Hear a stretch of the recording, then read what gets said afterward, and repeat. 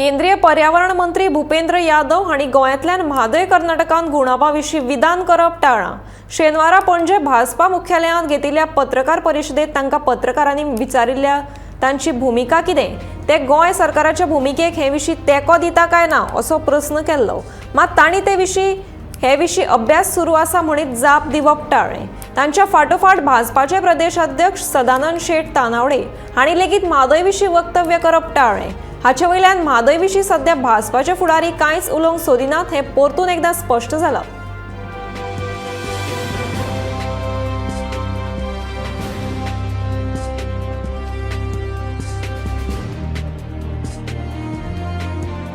जल शक्ति मंत्रालय गजेंद्र सिंह जी शेखावत के पास है, वो इसके कॉम्पिटेंट मिनिस्टर हैं जो जवाब दे सकते हैं। और बिहार गोइंग टू सपोर्ट का विषय आएगा तो सारे तथ्यों को संज्ञान में गृह मंत्री ने कहा दोनों मुख्यमंत्रियों को बात करेंगे तो क्यों नहीं करनी चाहिए। फेडरलिज्म में तो बात होनी चाहिए। विषय है तथ्यों पे वैज्ञानिक अध्ययन करते हैं, एक्सपर्ट अध्ययन करते हैं। एक तरीका होता है तो जो तरीके से विचार किया जाएगा।